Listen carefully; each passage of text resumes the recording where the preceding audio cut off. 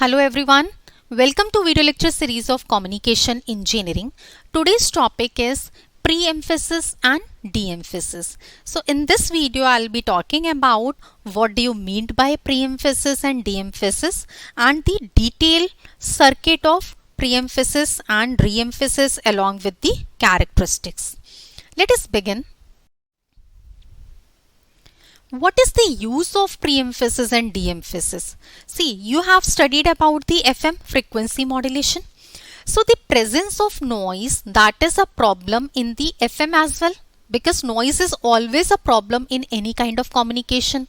So when we are talking about FM, there also noise is a problem, and we know that noise usually have a major impact on the higher amplitude and higher frequency components. So this is all we are aware with. It means the high frequency noise, it may lead to the frequency distortion when its amplitude is higher than the components present in the modulating signal. That is going to impact. It means there is a requirement to overcome from this particular situation, because high frequency components of the message are badly affected by the noise. So this particular problem can be solved by using the circuits known as pre-emphasis and de-emphasis. So pre-emphasis is used at the transmitter while de-emphasis is used at the receiver side. And to increase the signal to noise ratio SNR, higher modulation frequencies, a high pass filter which is known as a pre-emphasis, it is used at the transmitter side.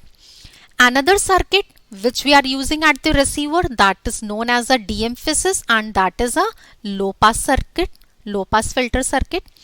So pre-emphasis and de-emphasis circuits are widely used in the case of FM transmitter and receiver, so that the output SNR, output signal to noise ratio, can be effectively increased, and the impact of noise on high frequency components can be eliminated. Now we are going to discuss about the pre-emphasis in detail.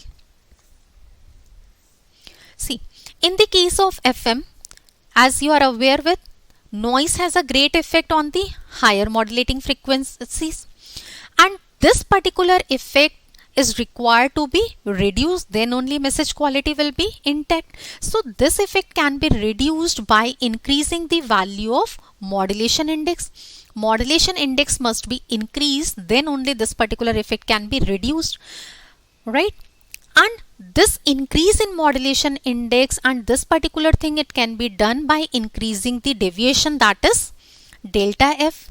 And there is a process how this particular delta F can be increased.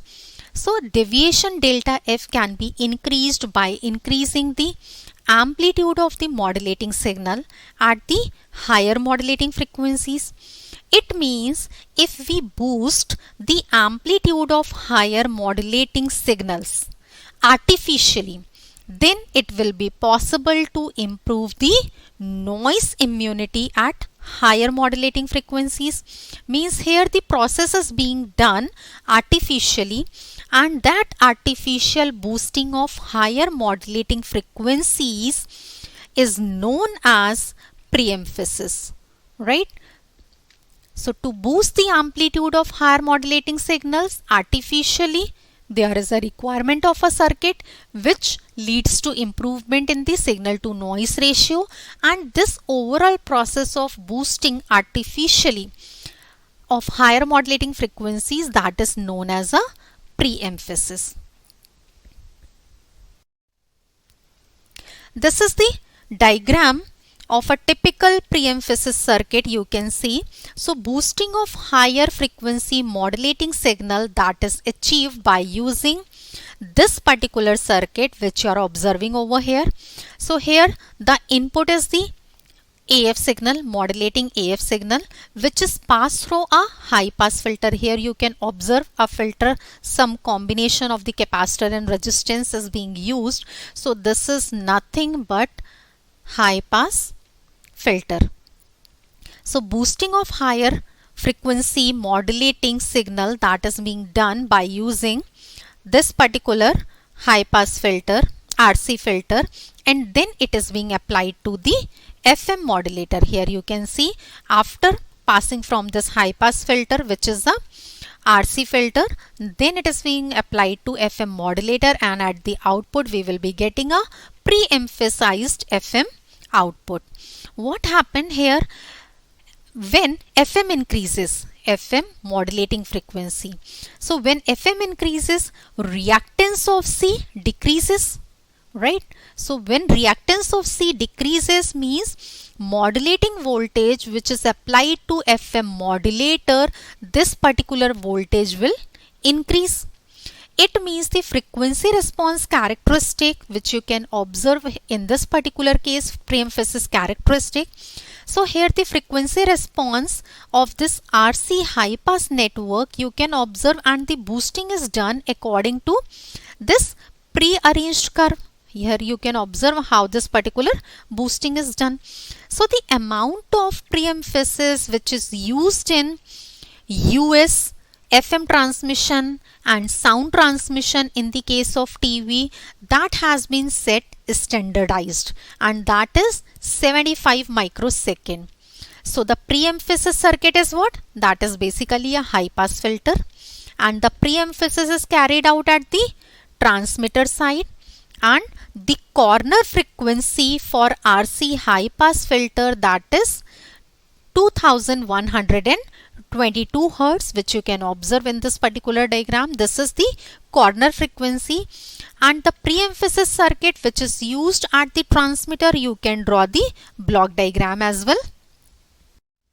This is the block diagram of the FM transmitter which is including pre-emphasis circuit. So you can observe that the pre-emphasis circuit is being used at this particular stage. Modulating AM signal, then pre-emphasis circuit, then FM modulator, frequency up conversion, and the overall process. So this is how the signal is artificially boosted over here.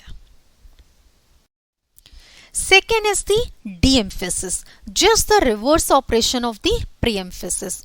So the process which is used at the receiver end to nullify or compensate the artificially boosted signal, means the signals have been artificially boosted at the transmitter side.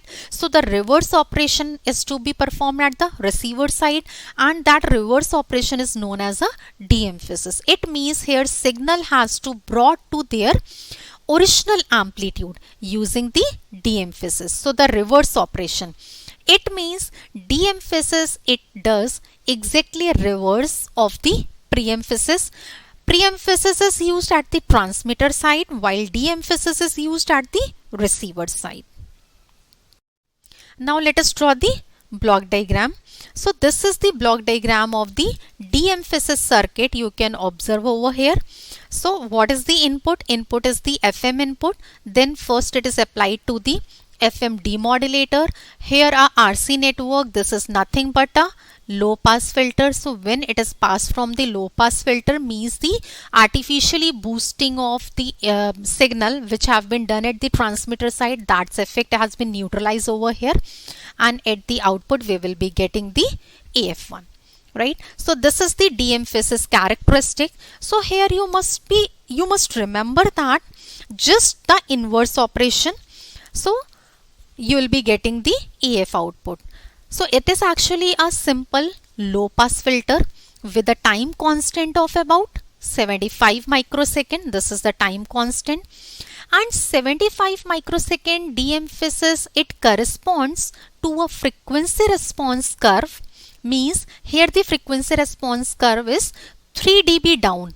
You can see it's 3 dB down. 0 is here, minus 3 dB means this is down at a frequency whose RC time constant is what? RC time constant is 75 microsecond, or you can write, this means that what is F? F you can calculate 1 upon 2 pi RC. So F is what? 1 upon 2 pi RC. The value of pi you know, and RC is 75 microsecond. Substitute the value of RC, compute F. F you are getting what? 2122. So here you can observe this particular frequency, right?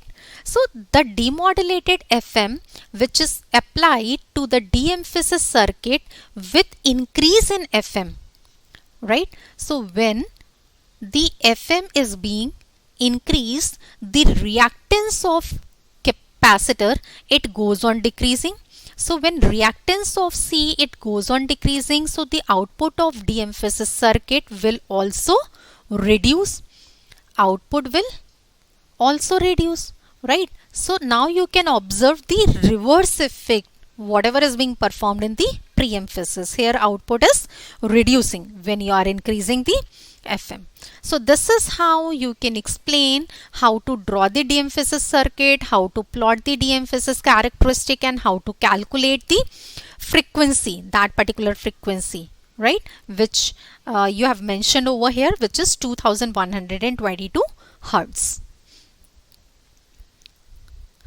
So I hope now you will be able to explain the pre-emphasis and de-emphasis circuits in detail. Thank you so much for watching this video.